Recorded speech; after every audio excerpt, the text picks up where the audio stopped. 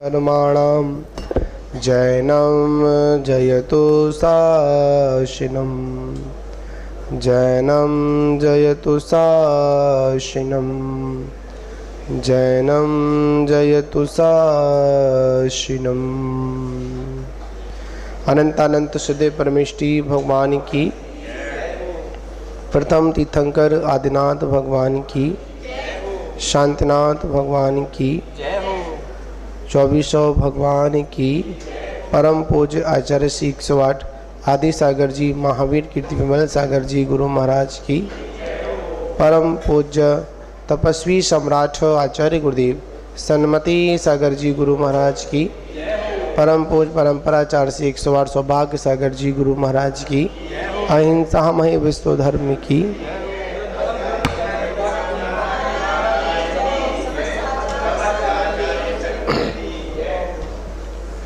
मान बाबू, आज सोड़े कलश भावना का आज तीसरा दिन है और तीसरे दिन में हम सभी लोग यहाँ पर आज उस विषय को समझना चाहेंगे जो विषय मनुष्य जीवन का एक आभूषण है। क्योंकि अगर किसी के पास में सब कुछ हो और अगर ये शील व्रत ना हो तो जितना भी कुछ हमने प्राप्त किया है वह निश्चित ही हमारा पतन की ओर ही जाएगा। मात्र एक ऐसा व्रत है जो शील व्रत, निर्विचार भावना, आज तीसरे दिन में ये तीन शब्दों के साथ में ये बनी एक भावना, शील, धन प्लस उसके बाद निर्विचार, मतलब जो हमारा शील व्रत है उसमें क्या नहीं लगना चाहिए, किसी भी प्रकार का अत्याचार आदि नहीं लगना चाहिए। अनाचार की बात तो बहुत दूर, यहाँ पर अत्याचार की भी यहाँ पर क्या कर दिया, नहीं लगना चाहिए। एक होता है अत्याचार, एक होता है अनाचार। अत्याचार में प्रमादवश दोष लगते हैं। क्या लगते हैं? अत्याचार में क्या होता है, प्रमादवश दोष लगते हैं। और जो अनाचार होते हैं उनमें तो पूरा का पूरा व्रत ही क्या हो जाता है, खंडित हो जाता है। तो यहाँ पर आचार्य भगवंतों ने जो भी हमने व्रत स्वीकार किए हैं, क्या स्वीकार किए, जो भी व्रत स्वीकार किए हैं वह व्रत हमारे निर्विचार पालन हो, उसमें किसी भी प्रकार का क्या ना लगे, कोई दोष आदि ना लगे। और इन 5 व्रत, कितने व्रत हैं, 5 व्रत हैं, अहिंसा, सत्य, अचौर्य, ब्रह्मचर्य और अपरिग्रह। ठीक, इन व्रतों को 2 भागों में बांटा गया, एक अणुव्रत और एक महाव्रत। और इन व्रतों का जो अधिकारी बताया गया वह एक देश त्याग करने वाला ग्रस्त अणुव्रति का अधिकारी है, और सर्वदेश त्याग करने वाला जो मुनि धर्म है, जो मुनि व्रत हैं, उनका स्वीकार करने वाला कौन है, महापुरुष, मतलब महाव्रतधारी है। जो निगंथ मुनराज आदि होते हैं वो क्या स्वीकार करते हैं, समस्त प्रकार के आरंभ्य का त्याग करते हैं। ठीक है, समस्त पापों का सर्वदा त्याग करते हैं और ग्रस्त क्या करता है, एक देश त्याग करता है। और इन पांचों व्रतों की 5-5 अतिचार कितने हैं? 5 अतिचार हैं। तो कितने अतिचार हुए? 25 अतिचार हुए। और इन 5-5 व्रतों की 5-5 भावनाएं हैं जो क्या करती हैं? इस व्रत को सुरक्षित करती है। देखिए, भावना वो है कि जिसके बहाने से, भावना का मतलब है चिंतन, चिंतन ही नहीं अनुचिंतन, बार बार उसी का क्या है? ध्यान रहे, उसे अपन क्या कहते हैं? उसको अपन भावना कहते हैं।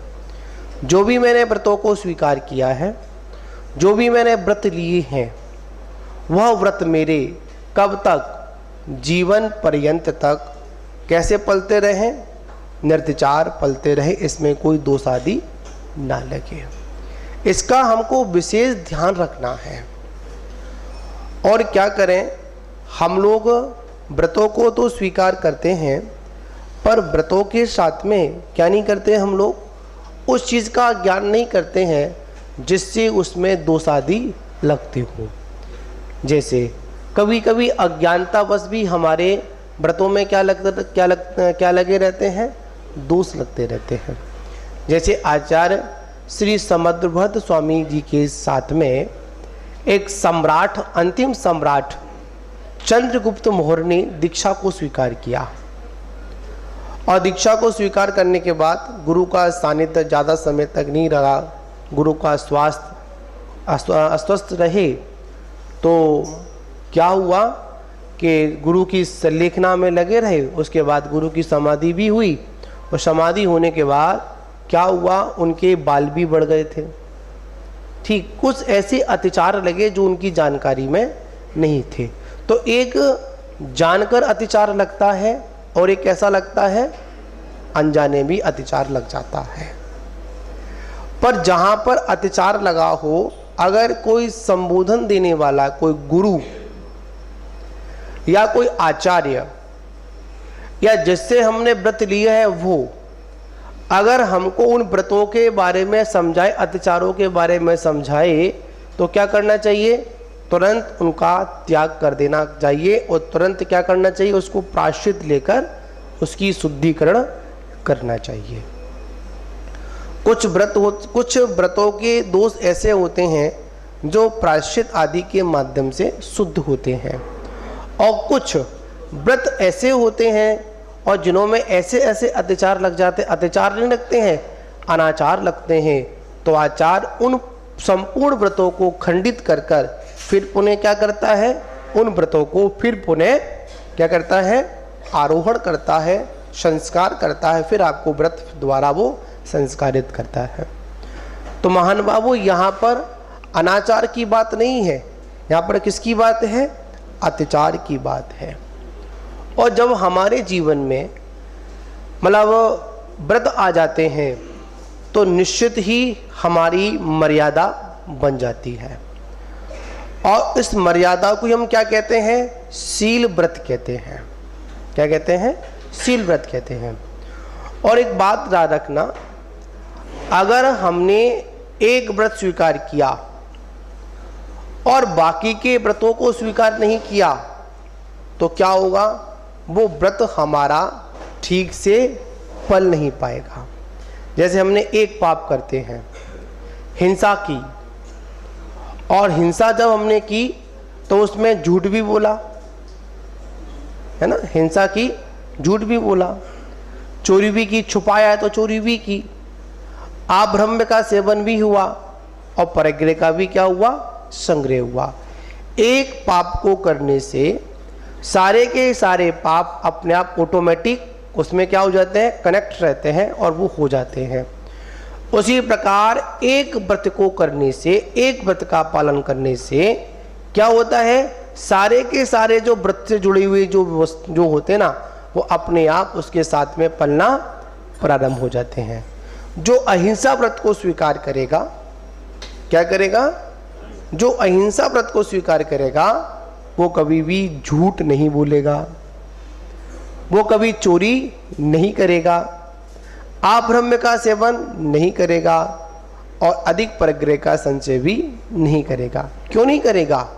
इसलिए नहीं करेगा, उससे जुड़े हुए सारे के सारे व्रत उसमें जुड़े हुए हैं, एक साथ मिले हुए हैं।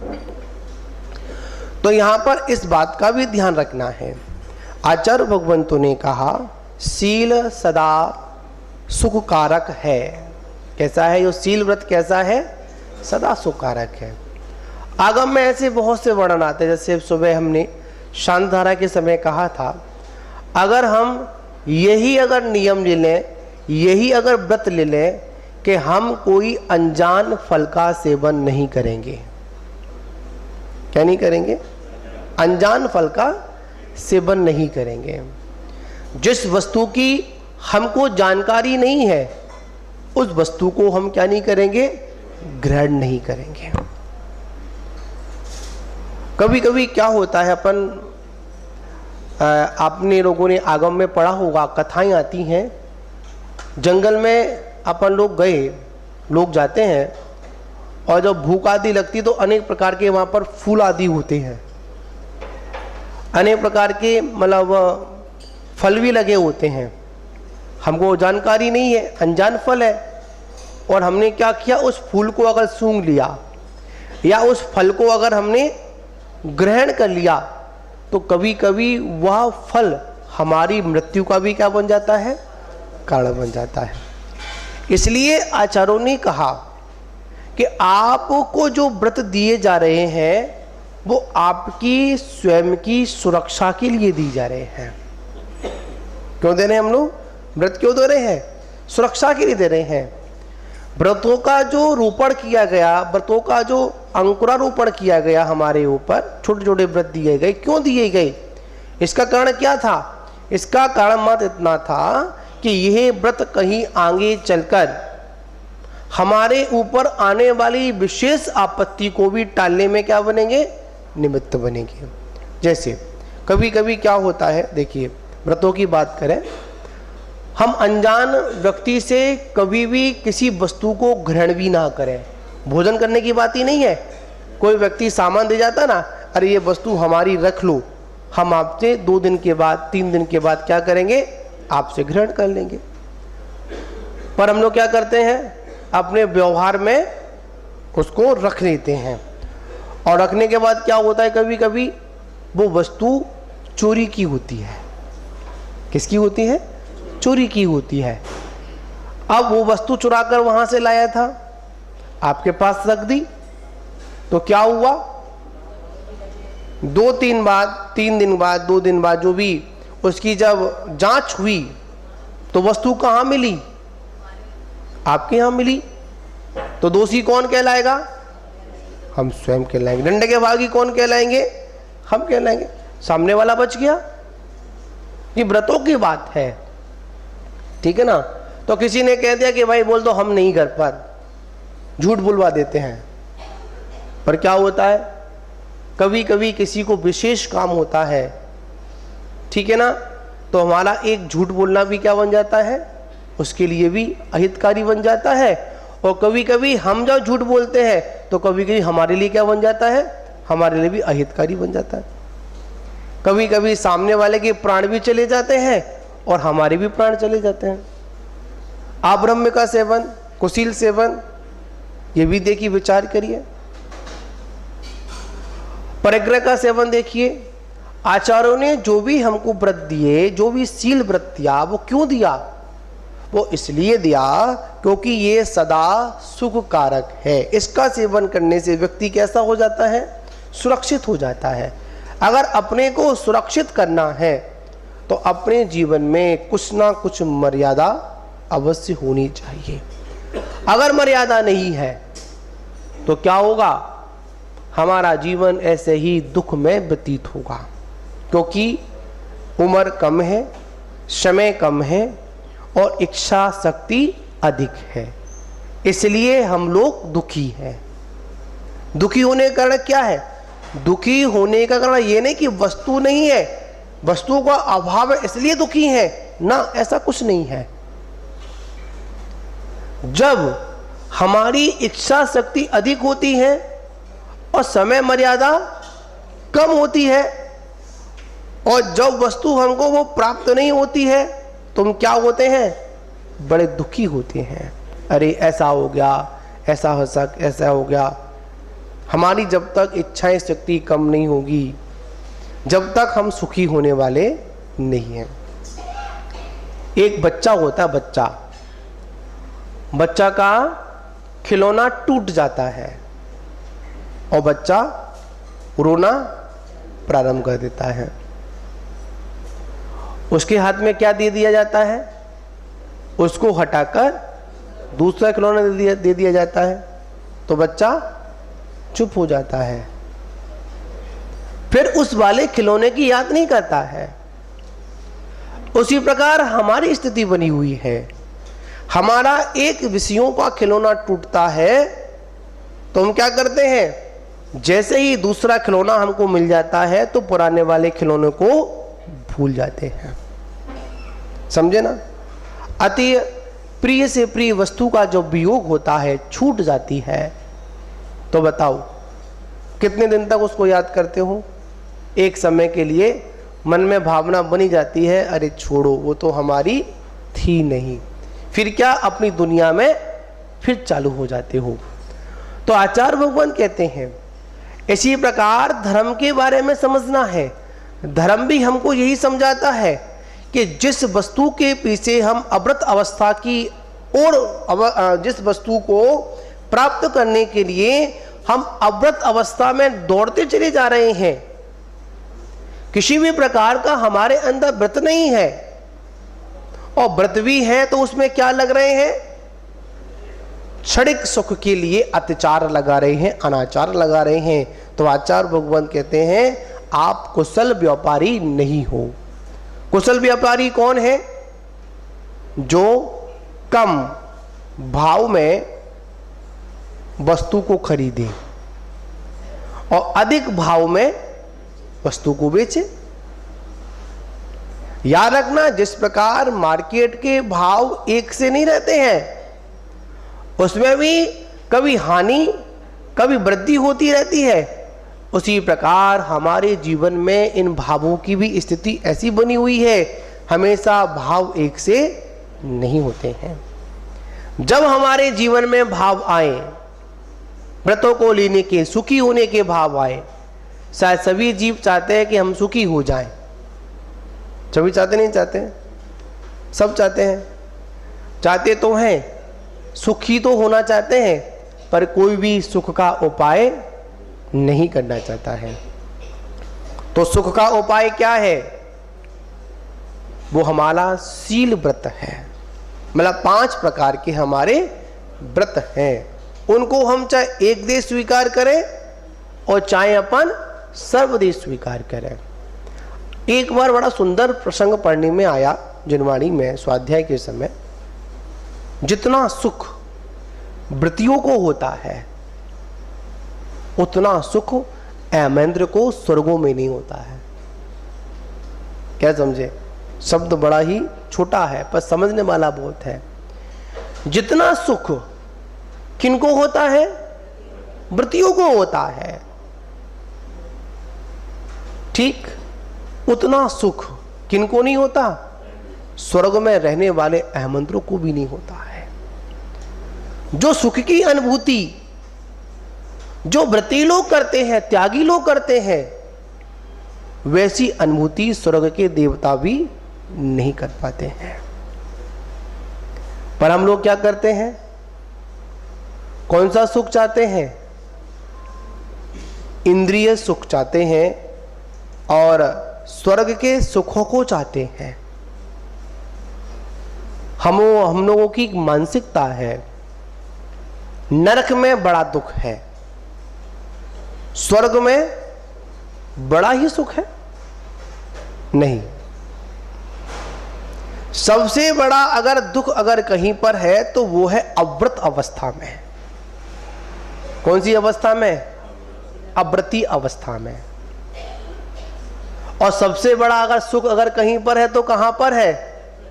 व्रती अवस्था में। क्यों? स्वर्ग में और नरक में मानते हैं इंद्रिय संबंधित सुख और दुख मिल सकते हैं, उसका वेदन आत्मा कर सकता है, पर वृद्धि अवस्था में क्या अनुभव करेगा? आत्मा के अतीन्द्रिय सुख का आनंद करेगा। हमारे सिद्ध भगवान सिद्धालय में विराजमान हैं। कब तक विराजमान है? कौन से सुख का अनुभव कर रहे हैं? आत्मिक सुख, अतीन्द्रिय सुख का अनुभव कर रहे हैं। जो व्रत है वो हमको अतीन्द्रिय सुख की ओर हमको क्या करते हैं? अग्रसर करते हैं, आगे की ओर लेकर जाते हैं। पर हम लोग क्या करते हैं? नहीं महाराज, अगर व्रतों को स्वीकार ले लेंगे तो लोगों की बड़ी मानसिकता है, अगर हम व्रत ले लेंगे, भोजन नहीं करेंगे, उपवास आदि करेंगे तो क्या हो जाएगा? हमारी मृत्यु हो जाएगी, हम मर जाएंगे। नहीं, कभी भी हमारी व्रतों में मृत्यु नहीं होती है। व्रतों को स्वीकार करने के बाद मृत्यु नहीं होती है, मौत नहीं आती है, हमारा मृत्यु महोत्सव होता है। क्या होता है? मृत्यु महोत्सव होता है। व्रतों के साथ अपना जीवन व्यतीत करते हैं तो मरते समय कोई वेदना नहीं होती है। सुख के साथ में इस शरीर का क्या कर देते हैं? हम लोग त्याग कर देते हैं। तो यहां पर विषय है कि जो शील को स्वीकार करता है वो सदा सुखकारक होता है। और कहा शील बड़ो जग में हथियार। शील क्या है? इस जगत में सबसे बड़ा क्या है? हथियार है। देखिए, एक सती का वर्णन आता है, उस पे सती के जीवन पर जब दोष लगाया गया, चारित्र पर दोष लगाया गया, व्रत पर दोष लगाया गया, तो गेट बंद था, दरवाजा बंद था और सभी ने उसको खोलने का प्रयास किया, पर क्या नहीं हुआ? वो दरवाजा नहीं खुला। पर क्या हुआ? जैसे ही अंगूठा लगाया गया, कौन अंगूठा लगाए? जो शीलव्रती स्त्री होगी वो क्या लगाए? जैसे अंगूठा लगाएगी वैसे क्या हो जाएगा? दरवाजा खुल जाएगा। किसकी महिमा थी? शील व्रत की महिमा थी। शील व्रत की तो महिमा थी, बड़ा हथियार था ना। अग्नि का भी क्या कर दिया? नीर कर दिया। किसने किया? शील व्रत ने किया। बड़ा सुंदर प्रकरण आता है जैन रामायण में। तो जब सीता की अग्नि परीक्षा हुई, ठीक है ना, तो सीता जैसी अग्नि कुंड के सामने पहुंची तो सीता ने कहा कि अग्नि तू मुझे क्या जलाएगी? क्या तू मेरे को क्या जलाएगी? अगर मैंने स्वप्न में भी अगर रामचंद्र के अलावा किसी का अगर ध्यान आया हो तो मैं उसी समय जल चुकी थी, भस्म हो चुकी थी, तू मुझे क्या जलाएगी? किसके शब्द थे? शीलव्रती के शब्द थे। तो क्या हुआ? जैसे ही अग्नि में उसने प्रवेश किया तो अग्नि क्या बन गई? नीर बन गई, कमल बन जाता है। देवों ने आकर क्या की? उसकी रक्षा की। ऐसे एक नहीं, बहुत बहुत हमारे आगम में शील व्रत के बड़े बड़े उदाहरण हैं। और अधिकांश शील व्रतों में अगर ज्यादा उल्लेख अगर आया तो महिलाओं का आया। किनका आया? महिलाओं का आया। शील व्रत को स्वीकार किसने किया? महिलाओं ने। बड़े नाम आते हैं, अंजना का आता है, चंदना का आता है ना, मनोरमा का आता है, सीता का भी आता है, द्रौपदी का भी आता है। अनेक अनेक अपवाद लगने पर भी, अनेक अनेक आपत्ति के आने पर भी चंदना को देखो अपन, चंदना के जीवन में क्या क्या घटित नहीं हुआ। विद्याधर चुरा कर ले गया, ठीक। विद्या चुराने के बाद में एक वन में छोड़ दिया। वन में वहां के भीलों के राजा ने उसको पकड़ लिया। उसके बाद में सेठ ले गया, व्यापारी का छोड़ दिया। फिर भी उस सती ने अपने शील व्रत की क्या की? सुरक्षा की। हमको भी अपने व्रतों की क्या करनी है? सुरक्षा करनी है। अनेक प्रकार के शील व्रतों का उदाहरण महिलाओं के लिए आता है, पर एक उदाहरण पुरुष के लिए आता है, सेठ सुदर्शन का आता है। किसका आता है? सेठ सुदर्शन का आता है। सेठ सुदर्शन पटना में जिनका क्या हुआ? मोक्ष हुआ। सेठ सुदर्शन के बारे में आता है। वो भी क्या बन गए? जब सेठानी ने, रानी ने उनको जब अपनी ओर आकर्षित किया तो मैं तो नपुंसक हूं, क्या कह दिया? मैं तो नपुंसक हूं, मुझे कुछ नहीं आता। जब डोला जा रहा था, पालकी जा रही थी, तो आगे पीछे थी, तो आगे सुदर्शन की पत्नी का पालकी थी कि ये किसकी पत्नी है? ये सुदर्शन की पत्नी है। तो क्या हुआ? तुरंत रानी को आक्रोश आ गया, अरे ये इसे छल किया मेरे साथ में। तुरंत अपने उसने क्या किया? फंसाने के लिए बड़े बड़े पुतले भी लाए गए, है ना। शमशान में वो क्या कर रहे थे? सामायिक कर रहे थे, उनको वहां से उठवा लिया गया अष्टमी चतुर्दशी वाले दिन। जब वह अपने काम में क्या नहीं हुई, सफल नहीं हुई, तुरंत क्या लगा दिया? उन पर आक्षेप लगा दिया। क्या कह दिया? ये तो मेरे साथ में गलत करने के लिए आया था। तुरंत राजा ने क्या किया? सिंहासन मतलब सूली का आदेश दे दिया। और जब सूली का आदेश दिया तो सूली का क्या बन गया? सिंहासन बना। किससे बना? शील व्रत, जो व्रत लिए थे उससे बना। महान बाबू विचार करिए, सोचिए, ऐसे ऐसे उदाहरण हमारे किसमें हैं? आगम में हैं। सदा सुखकारी है।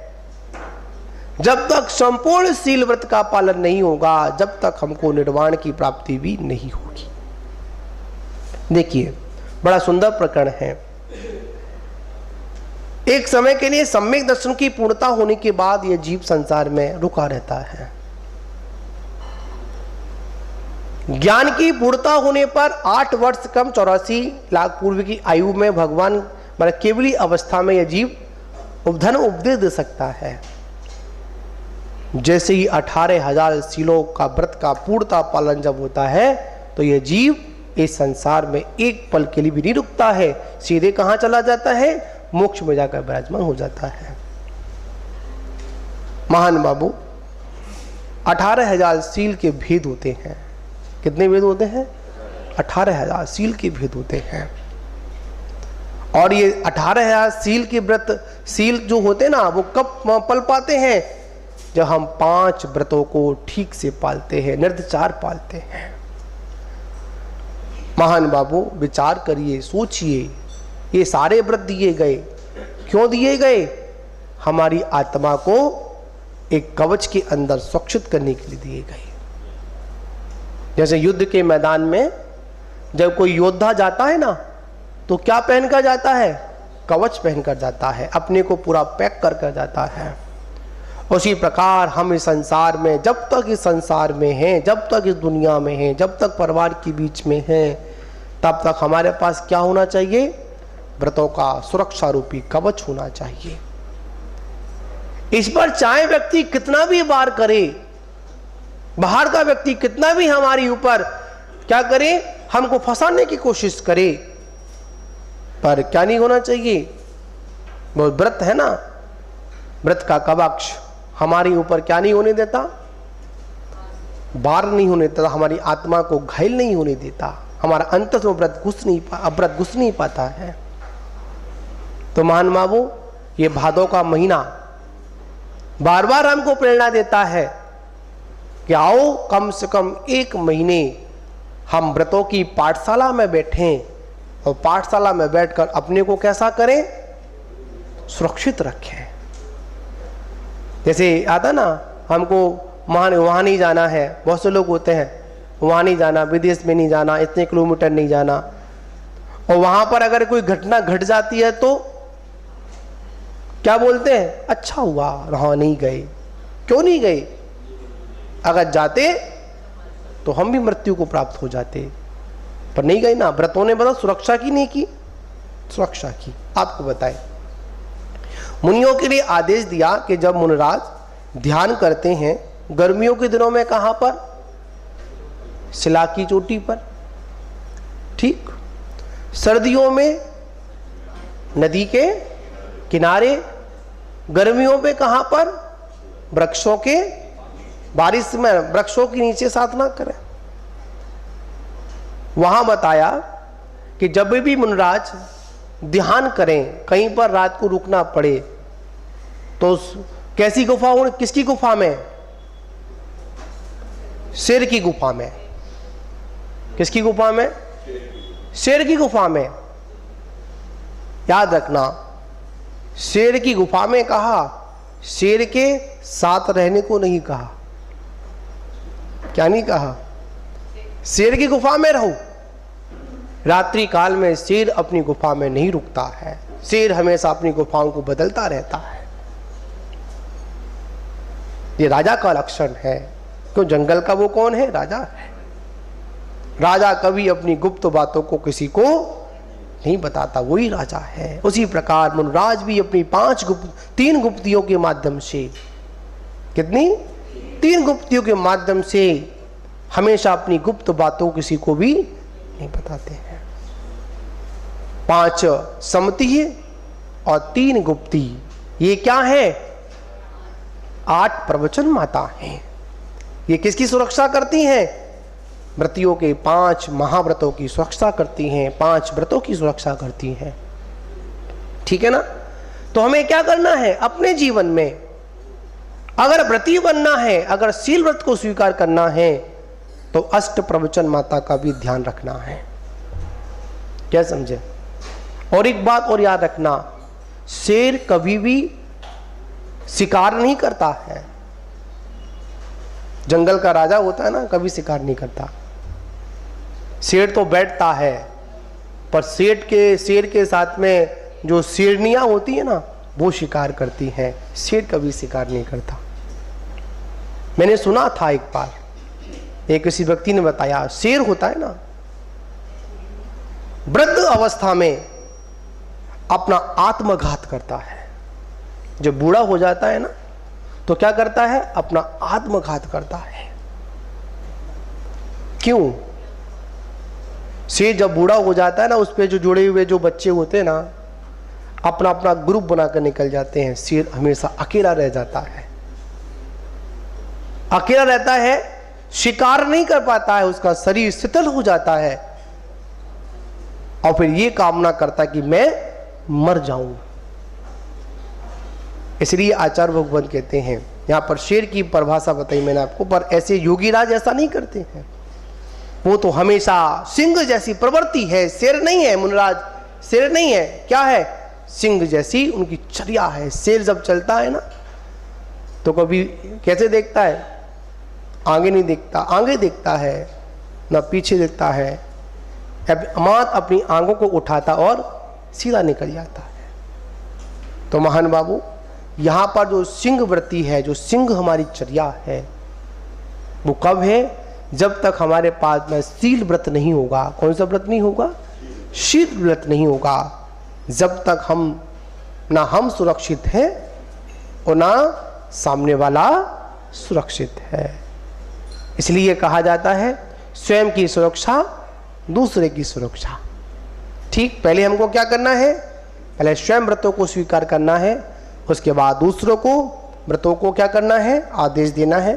तो महान बाबू, ये शील व्रत 5 महाव्रत, ठीक, और 5 अणु व्रत, इनमें क्या नहीं लगाने देना अपने को?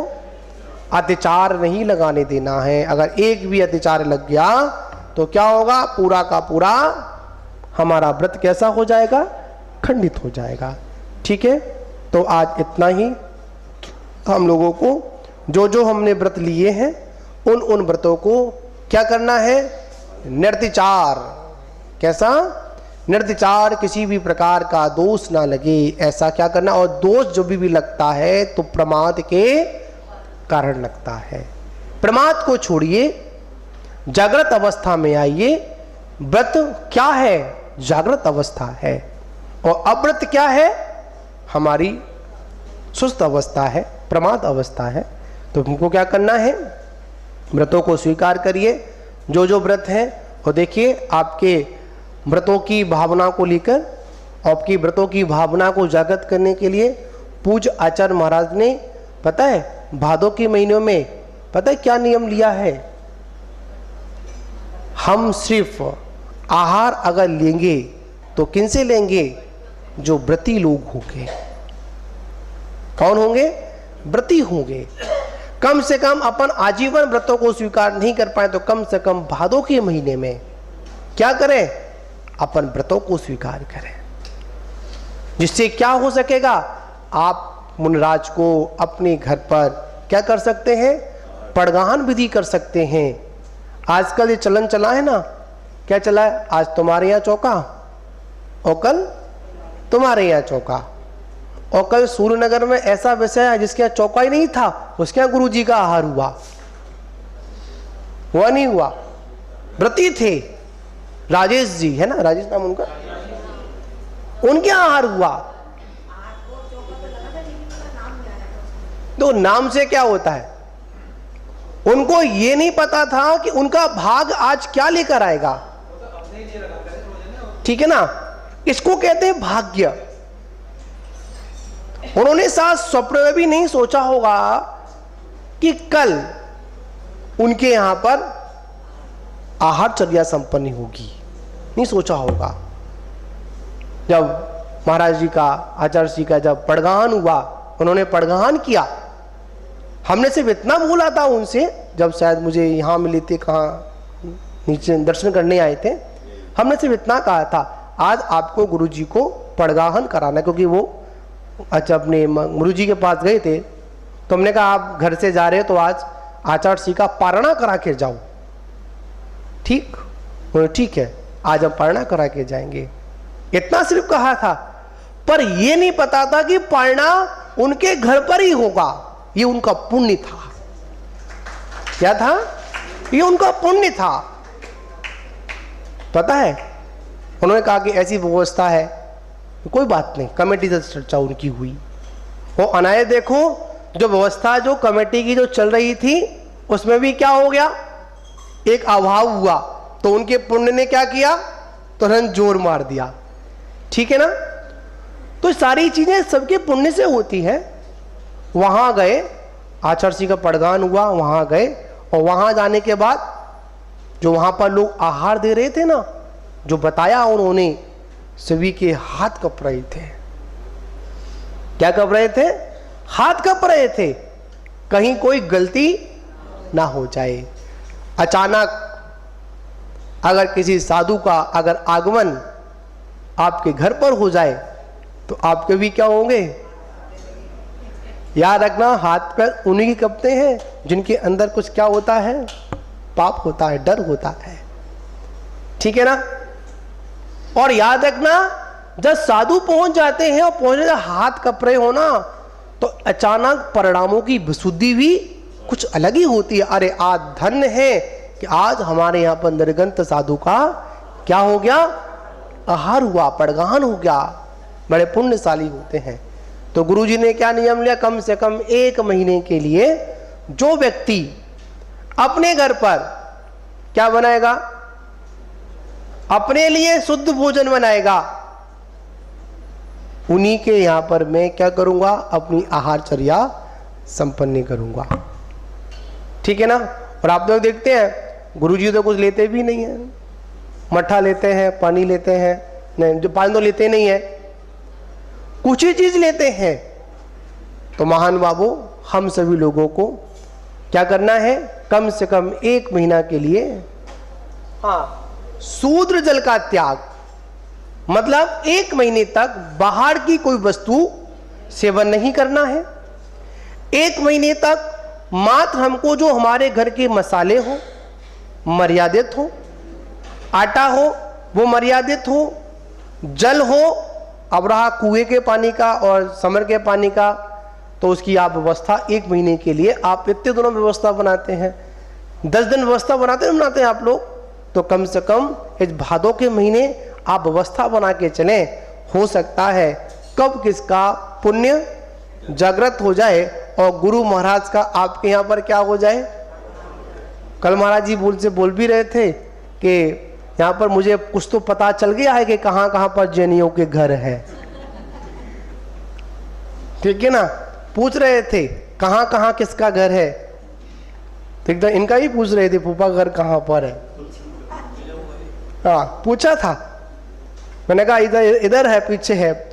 और मैंने कहा अब तो बहुत अच्छा माध्यम है, जिसके यहाँ पर चतुर्मास का बोर्ड लगा हो वही जैनी का घर है, बोर्ड भी लगा रखे हैं, ठीक है ना। तो महान बाबू यही चतुर्थ काल में होता था क्या, चतुर्थ काल के समय जहां पर आहारचर्या का समय हुआ तो वहां पर क्या होता था, घर के बाहर क्या बना देते थे, एक रंगोली बनाते थे, चौक बनाते थे, जिससे ये पता चलता था कि यहाँ पर कोई जैन रहता है और यहाँ पर उसके यहाँ शुद्ध भोजन की उसकी खुद की व्यवस्था है। हाँ लेंगे। आचार्य महाराज का नियम रहेगा, अगर आप 1 महीने तक शुद्ध जल का त्याग करते हैं, कोई भी चाहे महिला हो चाहे पुरुष हो, अगर 1 महीने के लिए शुद्ध जल का त्याग करते हैं, शुद्ध जल, शुद्ध जल नहीं शूद्र जल, ठीक है, बाहर की वस्तु है का त्याग करेंगे तो गुरु महाराज आप लोगों से क्या लेंगे, आहार लेंगे, और अगर नहीं करोगे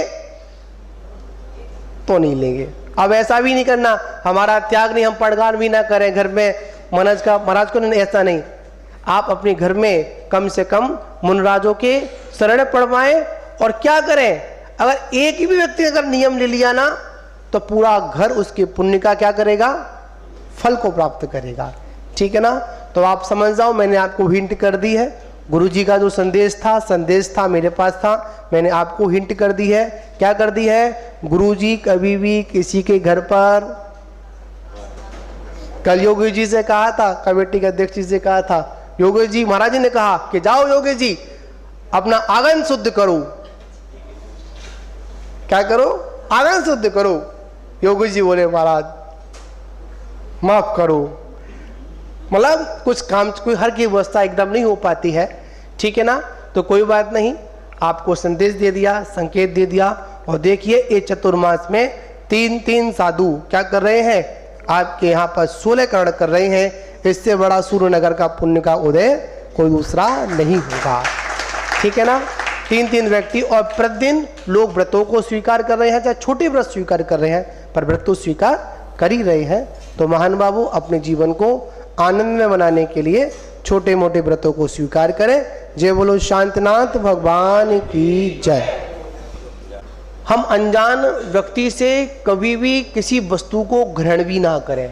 भोजन करने की बात ही नहीं है, कोई व्यक्ति सामान दे जाता ना, अरे ये वस्तु हमारी रख लो, हम आपसे 2 दिन के बाद 3 दिन के बाद क्या करेंगे, आपसे ग्रहण कर लेंगे।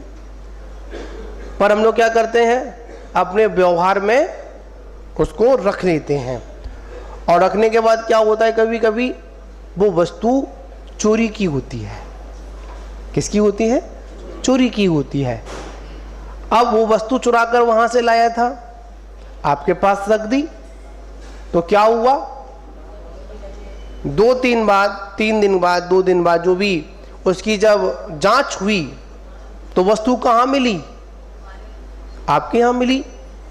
तो दोषी कौन कहलाएगा, हम स्वयं कहलाएंगे। डंडे के भागी कौन कहलाएंगे, हम कहलाएंगे। सामने वाला बच गया। ये व्रतों की बात है, ठीक है ना। तो किसी ने कह दिया कि भाई बोल दो हम नहीं घर पर, झूठ बुलवा देते हैं। पर क्या होता है, कभी कभी किसी को विशेष काम होता है, ठीक है ना, तो हमारा एक झूठ बोलना भी क्या बन जाता है, उसके लिए भी अहितकारी बन जाता है। और कभी कभी हम जब झूठ बोलते हैं तो कभी कभी हमारे लिए क्या बन जाता है, हमारे लिए भी अहितकारी बन जाता है। कभी कभी सामने वाले के प्राण भी चले जाते हैं और हमारे भी प्राण चले जाते हैं। आब्रह्म का सेवन, कुशील सेवन, ये भी देखिए, विचार करिए। परिग्रह का सेवन देखिए, आचार्यों ने जो भी हमको व्रत दिए, जो भी शील व्रत दिया, वो क्यों दिया? वो इसलिए दिया क्योंकि ये सदा सुख कारक है। इसका सेवन करने से व्यक्ति कैसा हो जाता है? सुरक्षित हो जाता है। अगर अपने को सुरक्षित करना है तो अपने जीवन में कुछ ना कुछ मर्यादा अवश्य होनी चाहिए। अगर मर्यादा नहीं है तो क्या होगा? हमारा जीवन ऐसे ही दुख में व्यतीत होगा, क्योंकि उम्र कम है, समय कम है और इच्छा शक्ति अधिक है, इसलिए हम लोग दुखी हैं। दुखी होने का कारण क्या है? दुखी होने का कारण ये नहीं कि वस्तु नहीं है, वस्तु का अभाव है इसलिए दुखी है ना, ऐसा कुछ नहीं है। जब हमारी इच्छा शक्ति अधिक होती है और समय मर्यादा कम होती है और जब वस्तु हमको वो प्राप्त नहीं होती है तो हम क्या होते हैं? बड़े दुखी होते हैं। अरे ऐसा हो गया, ऐसा हो गया। हमारी जब तक इच्छाएं शक्ति कम नहीं होगी, जब तक हम सुखी होने वाले नहीं हैं। एक बच्चा होता है, बच्चा का खिलौना टूट जाता है और बच्चा रोना प्रारंभ कर देता है। उसके हाथ में क्या दे दिया जाता है? उसको हटाकर दूसरा खिलौना दे दिया जाता है, तो बच्चा चुप हो जाता है, फिर उस वाले खिलौने की याद नहीं करता है। उसी प्रकार हमारी स्थिति बनी हुई है। हमारा एक विषयों का खिलौना टूटता है तो हम क्या करते हैं? जैसे ही दूसरा खिलौना हमको मिल जाता है तो पुराने वाले खिलौने को भूल जाते हैं। समझे ना? अति प्रिय से प्रिय वस्तु का जो वियोग होता है, छूट जाती है, तो बताओ कितने दिन तक उसको याद करते हो? एक समय के लिए मन में भावना बनी जाती है, अरे छोड़ो वो तो हमारी थी नहीं, फिर क्या अपनी दुनिया में फिर चालू हो जाते हो। तो आचार्य भगवान कहते हैं इसी प्रकार धर्म के बारे में समझना है।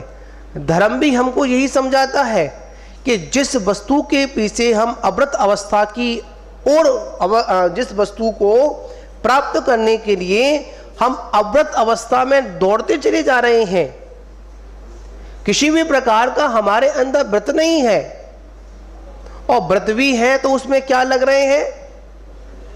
क्षणिक सुख के लिए अत्याचार लगा रहे हैं, अनाचार लगा रहे हैं। तो आचार्य भगवान कहते हैं आप कुशल व्यापारी नहीं हो। कुशल व्यापारी कौन है? जो कम भाव में वस्तु को खरीदे और अधिक भाव में वस्तु को बेचे। याद रखना, जिस प्रकार मार्केट के भाव एक से नहीं रहते हैं, उसमें भी कभी हानि कभी वृद्धि होती रहती है, उसी प्रकार हमारे जीवन में इन भावों की भी स्थिति ऐसी बनी हुई है, हमेशा भाव एक से नहीं होते हैं। जब हमारे जीवन में भाव आए, व्रतों को लेने के, सुखी होने के भाव आए, शायद सभी जीव चाहते हैं कि हम सुखी हो जाएं। सभी चाहते नहीं चाहते? सब चाहते हैं। चाहते तो हैं, सुखी तो होना चाहते हैं, पर कोई भी सुख का उपाय नहीं करना चाहता है। तो सुख का उपाय क्या है? वो हमारा शील व्रत है। मतलब 5 प्रकार के हमारे व्रत हैं, उनको हम चाहे एक देश स्वीकार करें और चाहे अपन सर्वदेश स्वीकार करें। एक बार बड़ा सुंदर प्रसंग पढ़ने में आया जिनवाणी में स्वाध्याय के समय। जितना सुख व्रतियों को होता है उतना सुख ऐमेंद्र को स्वर्गों में नहीं होता है। क्या समझे? शब्द बड़ा ही छोटा है पर समझने वाला बहुत है। जितना सुख किनको होता है? व्रतियों को होता है। ठीक, उतना सुख किनको नहीं होता? स्वर्ग में रहने वाले अहमंत्रों को भी नहीं होता है। जो सुख की अनुभूति जो व्रती लोग करते हैं, त्यागी लोग करते हैं, वैसी अनुभूति स्वर्ग के देवता भी नहीं कर पाते हैं। पर हम लोग क्या करते हैं? कौन सा सुख चाहते हैं? इंद्रिय सुख चाहते हैं और स्वर्ग के सुखों को चाहते हैं। हम लोगों की मानसिकता है, नरक में बड़ा दुख है, स्वर्ग में बड़ा ही सुख है। नहीं, सबसे बड़ा अगर दुख अगर कहीं पर है तो वो है अव्रत अवस्था में। कौन सी अवस्था में? अव्रती अवस्था में। और सबसे बड़ा अगर सुख अगर कहीं पर है तो कहां पर है? व्रती अवस्था में। क्यों?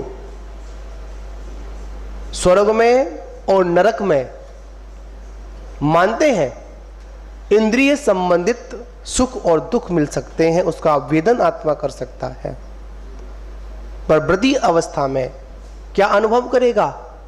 आत्मा के अतीन्द्रिय सुख का आनंद करेगा। हमारे सिद्ध भगवान सिद्धालय में विराजमान हैं। कब तक विराजमान है? कौन से सुख का अनुभव कर रहे हैं? आत्मिक सुख, अतीन्द्रिय सुख का अनुभव कर रहे हैं। जो व्रत हैं वो हमको अतीन्द्रिय सुख की ओर हमको क्या करते हैं? अग्रसर करते हैं, आगे की ओर लेकर जाते हैं। पर हम लोग क्या करते हैं? नहीं महाराज, अगर व्रतों को स्वीकार ले लेंगे तो लोगों की बड़ी मानसिकता है, अगर हम व्रत ले लेंगे, भोजन नहीं करेंगे, उपवास आदि करेंगे तो क्या हो जाएगा? हमारी मृत्यु हो जाएगी, हम मर जाएंगे। नहीं, कभी भी हमारी व्रतों में मृत्यु नहीं होती है। व्रतों को स्वीकार करने के बाद मृत्यु नहीं होती है, मौत नहीं आती है, हमारा मृत्यु महोत्सव होता है। क्या होता है? मृत्यु महोत्सव होता है। व्रतों के साथ अपना जीवन व्यतीत करते हैं तो मरते समय कोई वेदना नहीं होती है। सुख के साथ में इस शरीर का क्या कर देते हैं? हम लोग त्याग कर देते हैं। तो यहां पर विषय है कि जो शील को स्वीकार करता है वो सदा सुखकारक होता है। और कहा शील बड़ो जग में हथियार। शील क्या है? इस जगत में सबसे बड़ा क्या है? हथियार है। देखिए, एक सती का वर्णन आता है, उस पे सती के जीवन पर जब दोष लगाया गया, चारित्र पर दोष लगाया गया, व्रत पर दोष लगाया गया, तो गेट बंद था, दरवाजा बंद था और सभी ने उसको खोलने का प्रयास किया, पर क्या नहीं हुआ? वो दरवाजा नहीं खुला।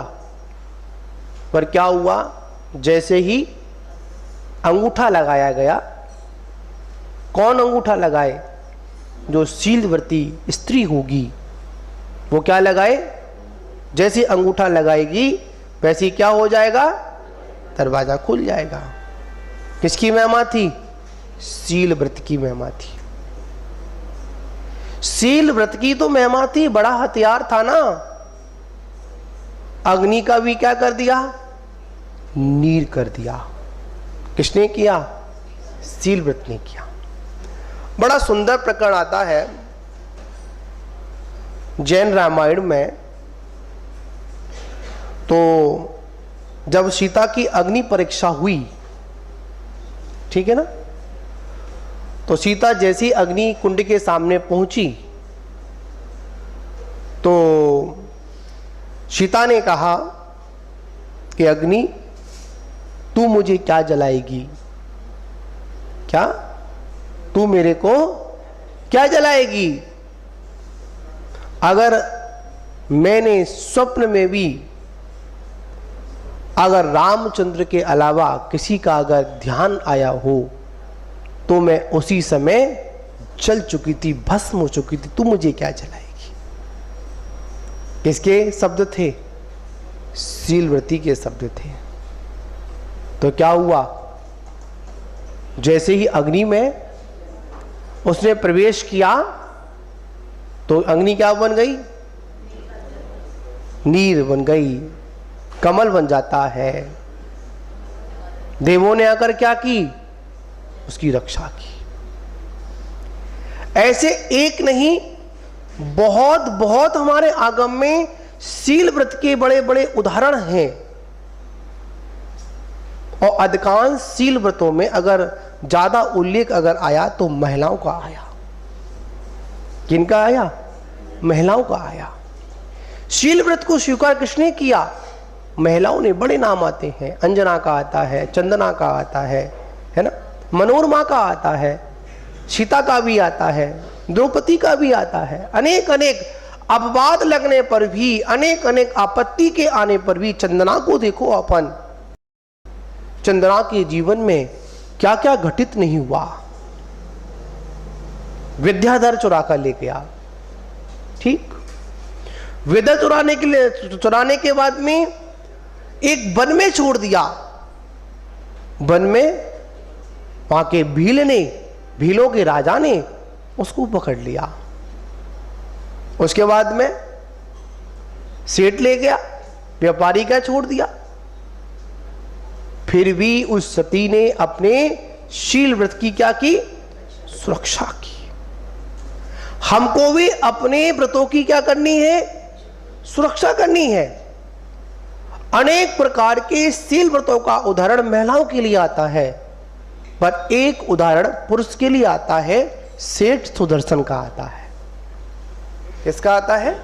सेठ सुदर्शन का आता है। सेठ सुदर्शन पटना में जिनका क्या हुआ? मोक्ष हुआ। सेठ सुदर्शन के बारे में आता है। वो भी क्या बन गए? जब सेठानी ने, रानी ने उनको जब अपनी ओर आकर्षित किया तो मैं तो नपुंसक हूं, क्या कह दिया? मैं तो नपुंसक हूं, मुझे कुछ नहीं आता। जब डोला जा रहा था, पालकी जा रही थी, तो आगे पीछे थी, तो आगे सुदर्शन की पत्नी का पालकी थी कि ये किसकी पत्नी है? ये सुदर्शन की पत्नी है। तो क्या हुआ? तुरंत रानी को आक्रोश आ गया, अरे ये इसे छल किया मेरे साथ में। तुरंत अपने उसने क्या किया? फंसाने के लिए बड़े बड़े पुतले भी लाए गए, है ना। शमशान में वो क्या कर रहे थे? सामायिक कर रहे थे, उनको वहां से उठवा लिया गया अष्टमी चतुर्दशी वाले दिन। जब वह अपने काम में क्या नहीं हुई, सफल नहीं हुई, तुरंत क्या लगा दिया? उन पर आक्षेप लगा दिया। क्या कह दिया? ये तो मेरे साथ में गलत करने के लिए आया था। तुरंत राजा ने क्या किया? सिंहासन मतलब सूली का आदेश दे दिया। और जब सूली का आदेश दिया तो सूली का क्या बन गया? सिंहासन बना। किससे बना? शील व्रत, जो व्रत लिए थे उससे बना। महान बाबू विचार करिए, सोचिए, ऐसे ऐसे उदाहरण हमारे किसमें हैं? आगम में हैं। सदा सुखकारी है। जब तक संपूर्ण शील व्रत का पालन नहीं होगा, जब तक हमको निर्वाण की प्राप्ति भी नहीं होगी। देखिए, बड़ा सुंदर प्रकरण है। एक समय के लिए सम्यक दर्शन की पूर्णता होने के बाद यह जीव संसार में रुका रहता है। ज्ञान की पूर्णता होने पर 8 वर्ष कम 84 लाख पूर्व की आयु में भगवान मतलब केवली अवस्था में यह जीव उपधन उपदेश दे सकता है। जैसे ही 18,000 शीलों का व्रत का पूर्णता पालन जब होता है तो यह जीव इस संसार में एक पल के लिए भी नहीं रुकता है, सीधे कहां चला जाता है? मोक्ष में जाकर विराजमान हो जाता है। महान बाबू 18,000 शील के भेद होते हैं। कितने भेद होते हैं? 18,000 शील के भेद होते हैं। और ये 18,000 शील के व्रत, शील जो होते ना, वो कब पल पाते हैं? जब हम 5 व्रतों को ठीक से पालते हैं, निर्धाचार पालते हैं। महान बाबू विचार करिए, सोचिए, ये सारे व्रत दिए गए, क्यों दिए गए? हमारी आत्मा को एक कवच के अंदर सुरक्षित करने के लिए दिए गए। जैसे युद्ध के मैदान में जब कोई योद्धा जाता है ना, तो क्या पहनकर जाता है? कवच पहनकर जाता है, अपने को पूरा पैक कर जाता है। उसी प्रकार हम इस संसार में, जब तक इस संसार में हैं, जब तक इस दुनिया में हैं, जब तक परिवार के बीच में हैं, तब तक हमारे पास क्या होना चाहिए? व्रतों का सुरक्षा रूपी कवच होना चाहिए। इस पर चाहे व्यक्ति कितना भी वार करे, बाहर का व्यक्ति कितना भी हमारे ऊपर क्या करे, हमको फंसाने की कोशिश करे, पर क्या नहीं होना चाहिए? वो व्रत है ना, व्रत का कवच हमारे ऊपर क्या नहीं होने देता? वार नहीं होने देता, हमारी आत्मा को घायल नहीं होने देता, हमारा अंतर में व्रत घुस नहीं पाता है। तो महान बाबू, ये भादों का महीना बार बार हमको प्रेरणा देता है कि आओ कम से कम 1 महीने हम व्रतों की पाठशाला में बैठें, और पाठशाला में बैठकर अपने को कैसा करें? सुरक्षित रखें। जैसे आता ना, हमको वहाँ नहीं जाना है, बहुत से लोग होते हैं वहाँ नहीं जाना, विदेश में नहीं जाना, इतने किलोमीटर नहीं जाना, और वहाँ पर अगर कोई घटना घट जाती है तो क्या बोलते हैं? अच्छा हुआ वहाँ नहीं गए। क्यों नहीं गए? अगर जाते तो हम भी मृत्यु को प्राप्त हो जाते, पर नहीं गए ना। व्रतों ने बता सुरक्षा की नहीं की, सुरक्षा की। आपको बताएं, मुनियों के लिए आदेश दिया कि जब मुनिराज ध्यान करते हैं गर्मियों के दिनों में, कहां पर? शिला की चोटी पर, ठीक। सर्दियों में नदी के किनारे, गर्मियों पे कहां पर? वृक्षों के, बारिश में वृक्षों के नीचे साधना करें।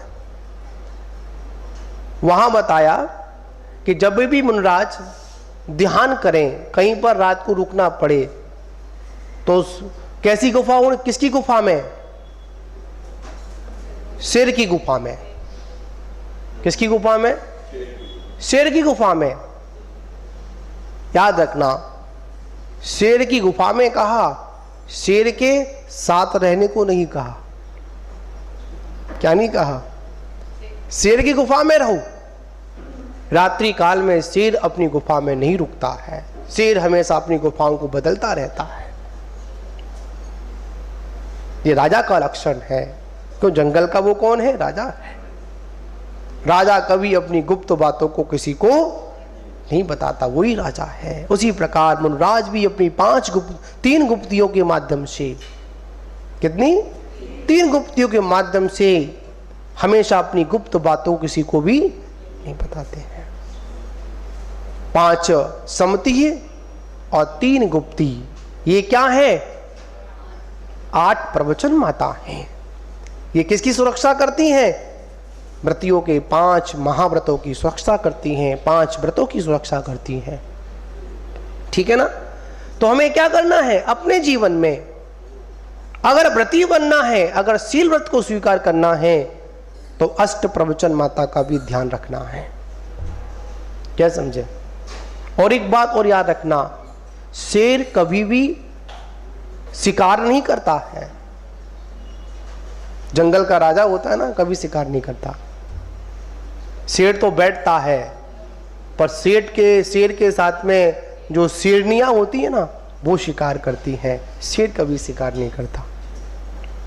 मैंने सुना था एक बार, एक किसी व्यक्ति ने बताया, शेर होता है ना, वृद्ध अवस्था में अपना आत्मघात करता है। जब बूढ़ा हो जाता है ना, तो क्या करता है? अपना आत्मघात करता है।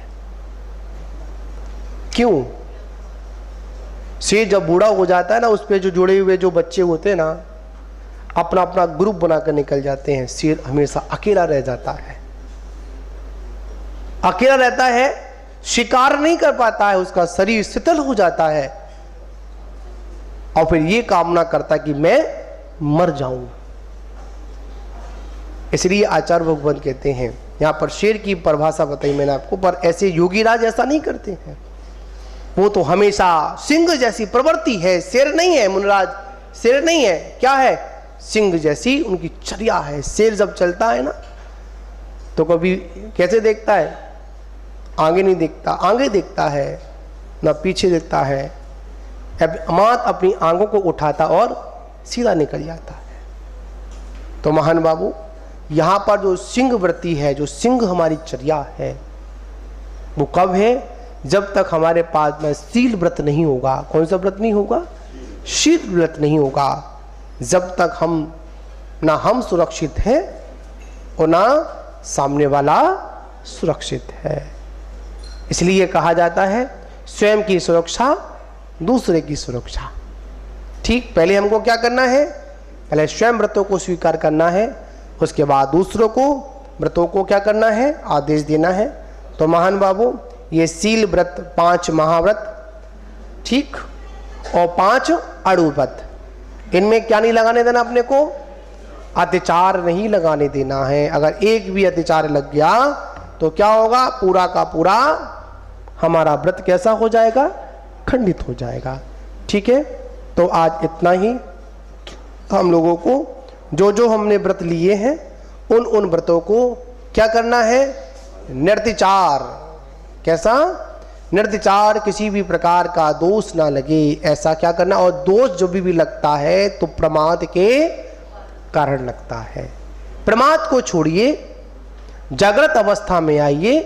व्रत क्या है, जागृत अवस्था है, और अव्रत क्या है, हमारी सुस्त अवस्था है, प्रमाद अवस्था है। तो हमको क्या करना है, व्रतों को स्वीकार करिए। जो व्रत है, और देखिए आपके व्रतों की भावना को लेकर, आपकी व्रतों की भावना को जागृत करने के लिए पूज्य आचार्य महाराज ने, पता है, भादों के महीनों में पता है क्या नियम लिया है, हम सिर्फ आहार अगर लेंगे तो किनसे लेंगे, जो व्रती लोग होंगे। कौन होंगे, व्रती होंगे। कम से कम अपन आजीवन व्रतों को स्वीकार नहीं कर पाए तो कम से कम भादों के महीने में क्या करें, अपन व्रतों को स्वीकार करें। जिससे क्या हो सकेगा, आप मुनिराज को अपने घर पर क्या कर सकते हैं, पड़गाहन विधि कर सकते हैं। आजकल ये चलन चला है ना, क्या चला है, आज तुम्हारे यहाँ चौका और कल तुम्हारे यहाँ चौका, और कल सूर्यनगर में ऐसा विषय है जिसके यहाँ चौका ही नहीं था, उसके यहाँ गुरु जी का आहार हुआ नहीं हुआ, व्रती थे, राजेश जी है ना, राजेश नाम उनका, उनके यहाँ आहार हुआ। तो नाम से क्या होता है, उनको ये नहीं पता था कि उनका भाग आज क्या लेकर आएगा। ठीक है ना, इसको कहते हैं भाग्य। उन्होंने साथ स्वप्न में भी नहीं सोचा होगा कि कल उनके यहां पर आहारचर्या संपन्न होगी, नहीं सोचा होगा। जब महाराज जी का, आचार्य जी का जब पड़गाहन हुआ, उन्होंने पड़गाहन किया, हमने सिर्फ इतना बोला था उनसे, जब शायद मुझे यहाँ मिले थे, कहाँ नीचे दर्शन करने आए थे, हमने सिर्फ इतना कहा था, आज आपको गुरुजी को पड़गाहन कराना, क्योंकि वो अच्छा अपने गुरुजी के, तो हमने कहा आप घर से जा रहे हो तो आज आचार्य जी का पारणा करा के जाओ। ठीक, ठीक है, आज हम पारणा करा के जाएंगे, इतना सिर्फ कहा था। पर ये नहीं पता था कि पारणा उनके घर पर ही होगा। ये उनका पुण्य था। क्या था, ये उनका पुण्य था। पता है, उन्होंने कहा कि ऐसी व्यवस्था है, कोई बात नहीं, कमेटी से चर्चा उनकी हुई। वो अनाय देखो, जो व्यवस्था जो कमेटी की जो चल रही थी उसमें भी क्या हो गया, एक अभाव हुआ, तो उनके पुण्य ने क्या किया, तुरंत जोर मार दिया। ठीक है ना, तो सारी चीजें सबके पुण्य से होती है। वहां गए, आचार्य जी का पड़गान हुआ, वहां गए, और वहां जाने के बाद जो वहां पर लोग आहार दे रहे थे ना, जो बताया उन्होंने, सभी के हाथ कप रहे थे। क्या कप रहे थे, हाथ कप रहे थे, कहीं कोई गलती ना हो जाए।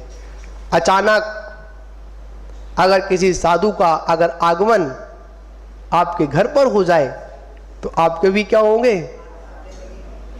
याद रखना, हाथ पैर उन्हीं के कपते हैं जिनके अंदर कुछ क्या होता है? पाप होता है, डर होता है। ठीक है ना? और याद रखना, जब साधु पहुंच जाते हैं और पहुंचने से हाथ कप रहे हो ना, तो अचानक परिणामों की विशुद्धि भी कुछ अलग ही होती है। अरे आज धन्य है कि आज हमारे यहाँ पर निर्गंत साधु का क्या हो गया? आहार हुआ, पड़गान हो गया। बड़े पुण्यशाली होते हैं। तो गुरुजी ने क्या नियम लिया? कम से कम 1 महीने के लिए जो व्यक्ति अपने घर पर क्या बनाएगा? अपने लिए शुद्ध भोजन बनाएगा, उन्हीं के यहां पर मैं क्या करूंगा? अपनी आहारचर्या संपन्न करूंगा। ठीक है ना?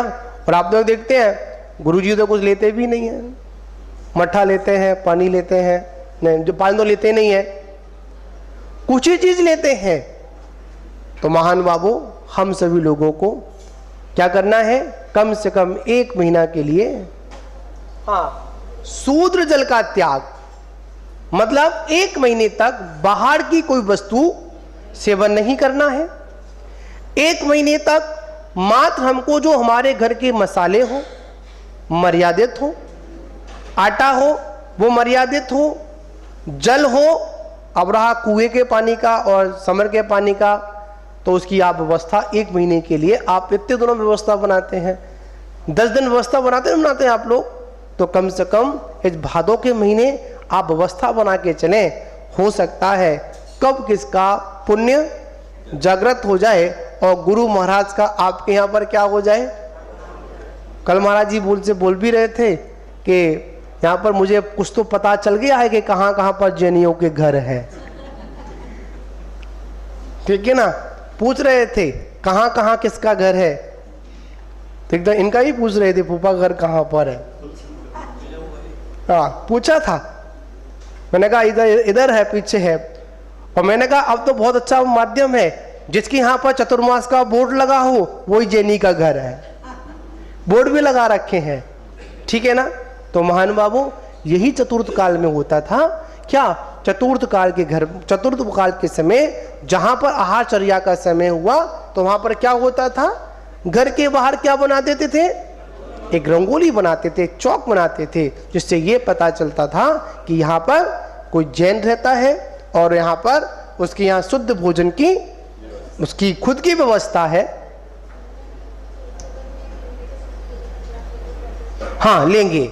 आचार्य महाराज का नियम रहेगा, अगर आप 1 महीने तक शुद्ध जल का त्याग करते हैं, कोई भी चाहे महिला हो चाहे पुरुष हो, अगर 1 महीने के लिए शुद्ध जल का त्याग करते हैं, शुद्ध जल, शुद्ध जल नहीं शूद्र जल, ठीक है, बाहर की वस्तु है का त्याग करेंगे, तो गुरु महाराज आप लोगों से क्या लेंगे? आहार लेंगे। और अगर नहीं करोगे तो नहीं लेंगे। अब ऐसा भी नहीं करना हमारा त्याग नहीं, हम पड़गान भी ना करें घर में महाराज को नहीं, ऐसा नहीं।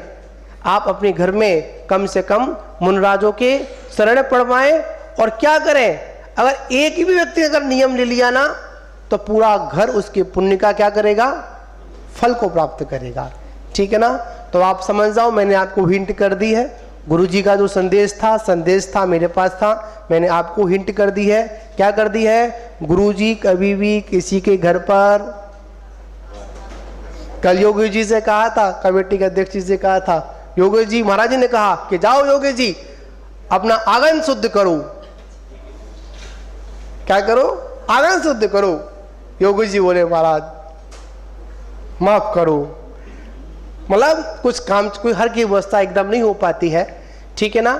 तो कोई बात नहीं, आपको संदेश दे दिया, संकेत दे दिया। और देखिए ये चतुर्मास में 3 साधु क्या कर रहे हैं? आपके यहाँ पर 16 करण कर रहे हैं। इससे बड़ा सूर्यनगर का पुण्य का उदय कोई दूसरा नहीं होगा। ठीक है ना? 3 व्यक्ति, और प्रतिदिन लोग व्रतों को स्वीकार कर रहे हैं, चाहे छोटे व्रत स्वीकार कर रहे हैं, पर व्रत तो स्वीकार कर ही रहे हैं। तो महान बाबू अपने जीवन को आनंद में बनाने के लिए छोटे मोटे व्रतों को स्वीकार करें। जय बोलो शांतनाथ भगवान की जय।